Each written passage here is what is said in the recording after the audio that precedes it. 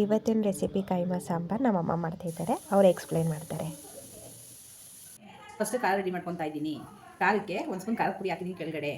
ಆಮೇಲೆ ತೆಂಗಿನಕಾಯಿ ಹಾಕಿದ್ದೀನಿ, ತೆಕ್ಕೆ ಲವಂಗ ಹಾಕಿದ್ದೀನಿ.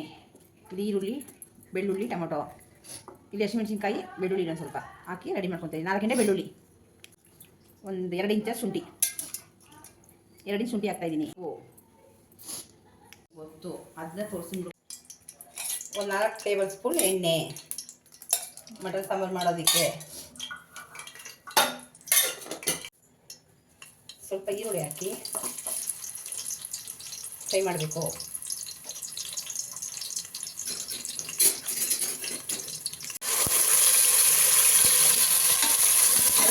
ಹಾಕಿ ಮಟನ್ ಹಾಕಿ ಫ್ರೈ ಮಾಡಬೇಕು.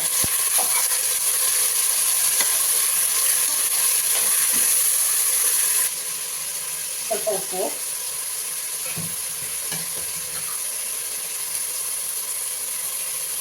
ಹಾಕಿ ಮಟನ್ ಸ್ವಲ್ಪ ಎಣ್ಣೆ ಹುರಿಬೇಕು.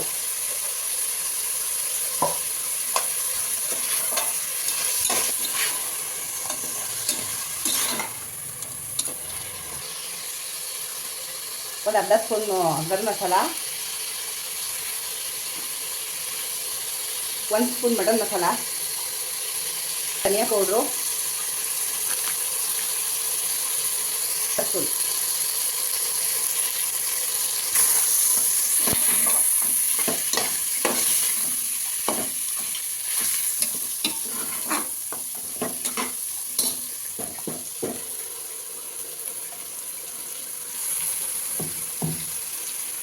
ಎಷ್ಟು ಮಗಾದ ಎಷ್ಟು ಬೇಕೋ ತೆತ್ಕೊಳ್ಳೋದು. ಅಲ್ಲಿ ಮಟನ್ ಸಾಂಬಾರು, ಮಟನ್ ಕೋಸಿ ಇಟ್ಟಿದ್ದೀನಿ ಕೈಮಾ ಸಾಂಬಾರಿಗೆ. ಕೈಮಗೆ 100 ಕಡಲೆ ಪುಡಿ ಮಾಡಿ ಇಟ್ಟಿದ್ದೀನಿ. ತೆಂಗಿನಕಾಯಿ ಅರ್ಧ ಹೋಳು, ಒಂದು ಸ್ವಲ್ಪ ಕೊತ್ತಂಬರಿ ಸೊಪ್ಪು, 1 ಇಂಚ್ ಶುಂಠಿ, 1 ಟೀ ಸ್ಪೂನು ಕಾಳು ಮೆಣಸು, ಚಕ್ಕೆ, ಬೆಳ್ಳುಳ್ಳಿ, ಸಾಲ್ಟು, 1 ಮೊಟ್ಟೆ ಕೈಮಕ್ಕೆ. ಕಡಲೆ ಪುಡಿ ಮಾಡೋಕೆ ಹಾಕ್ತಾಯಿದ್ದೀನಿ. ಇದೆಲ್ಲ ಇರಬೇಕು, ಇಟ್ಕೊಂಡು ರೆಡಿ ಮಾಡ್ಕೋಬೇಕು.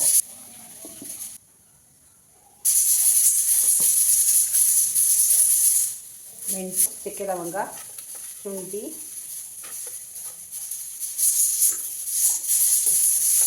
ಹಾಕೊಂಡು ರುಬ್ಕೋತೀನಿ. ಅರ್ಧ ಹೋಳು ಕಾಯಿ, ಸ್ವಲ್ಪ ಸಾಲ್ಟು, 1 ಟೀ ಸ್ಪೂನ್, 1 ಮೊಟ್ಟೆ ಹೊಡೆದು ಹಾಕ್ತಾ ಇದ್ದೀನಿ. ಕಡಲೆ ಪುಡಿ ಒಳಗಡಿಕೆ ಕಾಯಿ, ಚಕ್ಕೆ ಲವಂಗ ಎಲ್ಲ ರುಬ್ಕೊಂಡಿರೋದೆ ಮಸಾಲೆ ಎಲ್ಲನೂ ಇದಕ್ಕೆ ಹಾಕ್ಕೊತಾ ಇದ್ದೀನಿ. ಕಡಲೆ ಪುಡಿ ಒಳಗಡಿಕೆ ಕೈಮಾ ರುಬ್ಬು ಹಾಕ್ಕೊತೀನಿ. ರುಬ್ಬಿದ ಕೈಮಾ ತೊಗೊಂಡು ಖಾರದ ಒಳಗಡೆ ಹಾಕೊಂಡು ಮಿಕ್ಸ್ ಮಾಡ್ಕೊಂಡು ಉಂಡೆ ಕಟ್ಕೊಳ್ಳೋದು. ಚಿಕ್ಕ ಚಿಕ್ಕ ಉಂಡೆ ಕಟ್ಕೊಳ್ಳೋದು ಈ ಥರ.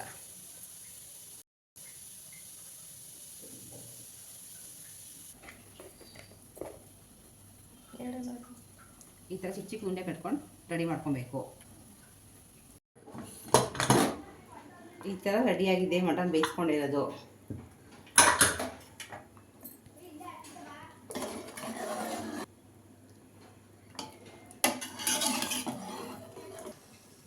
ಈಗ ಮಟನ್ ಸಾಂಬಾರು ಕೂಗಿಸ್ಕೊಂಡಿರೋದು ಮಟನ್ ಸಾಂಬಾರಿಗೆ ಕೈಮಾ ಬಿಡ್ತಾ ಇದ್ದೀನಿ.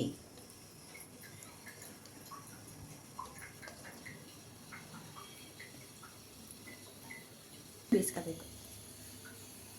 ಮಟನ್ ಸಾಂಬಾರು ಒಳಗಡೆ ಬಿಟ್ಟಿರೋ ಕೈಮಾನ ಒಂದು 20 ನಿಮಿಷ ಬೇಯಿಸ್ಕೊಬೇಕು. ಕೈಮಾ ಸಾಂಬಾರು ರೆಡಿಯಾಗಿದೆ.